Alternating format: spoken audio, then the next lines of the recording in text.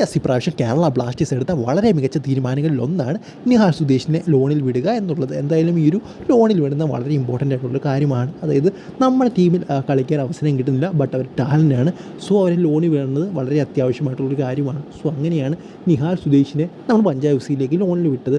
അതുപോലെ തന്നെ ബിഗാ സിംഗിനെ നമ്മൾ മുഹമ്മദ് അൻസിയിലും ലോണിലേക്ക് വിട്ടത്. എന്തായാലും ഇവർ രണ്ടുപേരും ഇവിടെ മികച്ച പ്രകടനമാണ് കാഴ്ചവെച്ചുകൊണ്ടിരിക്കുന്നത്. എന്തായാലും ഈ ഒരു ലോണിൽ വിട്ട കാര്യമൊന്നുമല്ല നമ്മൾ പറയാൻ വന്നത്, പക്ഷേ നമ്മുടെ നിഹാൽ സുദേശ് പറഞ്ഞൊരു കാര്യമാണ് പറയാൻ വന്നിരിക്കുന്നത്. സോ ആ ഒരു കാര്യം എന്താണെന്ന് പറയുന്നതിന് മുമ്പ് നിങ്ങൾ ആദ്യമായിട്ടാണ് ഈ ചാനലെങ്കിൽ തീർച്ചയായിട്ടും ലൈക്ക് ചെയ്യുക. ലൈക്ക് എന്ന് പറയുന്നത് ഭയങ്കര ഇമ്പോർട്ടൻ്റ് ആണ്, നിങ്ങൾക്ക് അറിയാവുന്നൊരു കാര്യമാണ്. കൂടുതൽ പേരിലേക്ക് നമ്മുടെ വീഡിയോ എത്തണമെങ്കിൽ ലൈക്ക് ചെയ്യണം. സോ എല്ലാവരും ലൈക്ക് ചെയ്തിട്ട് കയറുക. 100 ലൈക്കിൻ്റെ ടാർഗറ്റ് എന്ന് പറയുന്നത്. ലോഡ് 3 എന്ന് പറയുന്നത് ഫുട്ബോളിൽ വളരെയധികം ഇമ്പോർട്ടൻ്റ് ആണ്, നിങ്ങൾക്ക് എല്ലാവർക്കും അറിയാം. ഫോർ എക്സാമ്പിൾ ഇന്നൊരു ന്യൂസ് കേട്ടായിരുന്നു, ഇവാൻ കലൂഷ്നി എന്ന് പറയുന്ന താരം യുക്രൈൻ നാഷണൽ ടീമിലേക്ക് സെലക്ട് ചെയ്തത്. അദ്ദേഹം കേരള ബ്ലാസ്റ്റേഴ്സിൽ കളിച്ചൊരു താരമാണ്. അതിൻ്റെ ഒലക്സാണ്ടർ എന്ന് പറയുന്ന ഒരു ക്ലബ്ബാണ് അതിൻ്റെ യൂത്ത് ലെവലിലോട്ട് സൈൻ ചെയ്ത് വെച്ചിരിക്കുന്നത്. പക്ഷേ അവരുടെ മെയിൻ ടീമിൽ അവർ കളിപ്പിച്ചിട്ടേ ഇല്ല.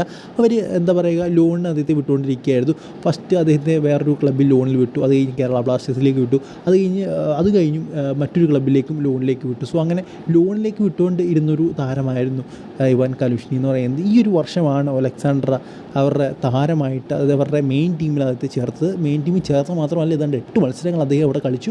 ഏതാണ്ട് ഫുൾ ടൈം, ഏതാണ്ട് 100% 100 മിനിറ്റും അദ്ദേഹം അവിടെ കളിച്ചിട്ടുണ്ട്.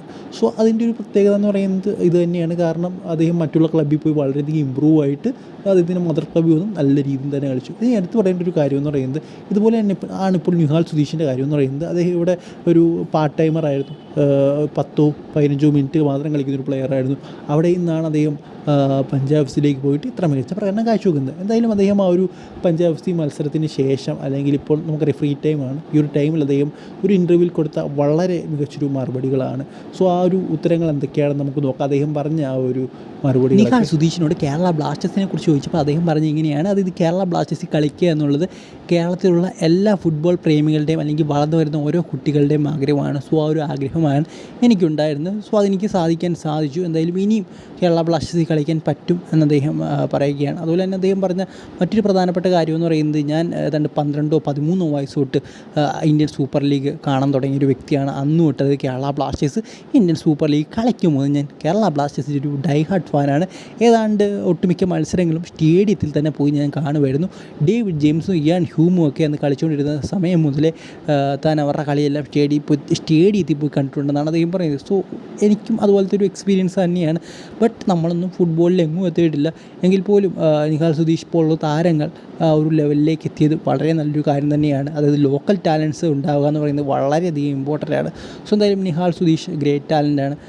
ഞാനും ഇയാൻ ഹ്യൂമിൻ്റെയും ഡേവിഡ് ജെയിംസിൻ്റെയൊക്കെ കളി കണ്ട് ഇങ്ങനെ ഓർക്കുകയാണ്. നമ്മളതൊക്കെ കണ്ടിട്ട് നമുക്കും ഒരു വട്ടം കേരള ബ്ലാസ്റ്റേഴ്സിലേക്ക് കളിക്കാൻ പറ്റുമെന്ന് നമ്മളൊക്കെ വിചാരിച്ചു. ബട്ട് നമുക്കതൊന്നും സാധിക്കാൻ പറ്റാതെ പോയി. കാരണം നമ്മൾ ഹാർഡ് വർക്ക് ചെയ്യുന്നില്ല, അതിനുവേണ്ടി സമയം കിട്ടുന്നില്ല. അതൊക്കെ തന്നെയാണ് കാരണം. നിഹാൽ സുധീഷ് ആ ഒരു സമയത്തൊക്കെ ഫുട്ബോൾ കളിക്കുന്നു, ഹാർഡ് വർക്ക് ചെയ്യുന്നു, അതിനുവേണ്ടി സമയം കിട്ടുന്നു, ട്രെയിനിങ് ചെയ്യുന്നു, എല്ലാം ചെയ്യുന്നു. നമ്മളൊക്കെ എന്ന് പറയുന്നത്, അത് ഞാൻ എൻ്റെ കാര്യമാണ് പറയുന്നത്, വെറുതെ നോക്കിയിരിക്കുന്നു. ചുമ്മാ വൈകിട്ട് പോയി ഒരു 4 മണിയാകുമ്പോൾ പോയി ഫുട്ബോൾ കളിക്കുക, എന്നിട്ട് തിരിച്ചു വരും.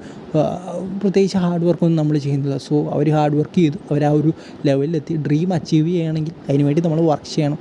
സോ അത് തന്നെ അല്ലെങ്കിൽ അതിൻ്റെ ഒരു വലിയ എക്സാമ്പിളാണ് നിഹാൽ സുധീഷ് പോലുള്ള താരങ്ങൾ എന്നൊക്കെ പറയുന്നത്. സോ ഈ ഒരു വീഡിയോ നിങ്ങൾക്ക് ഇത്രയുള്ളൂ. ഇഷ്ടപ്പെട്ട തീർച്ചയായും ലൈക്ക് ചെയ്യുക. അടുത്ത വീഡിയോയിൽ കാണുന്നവരെ ഗുഡ്.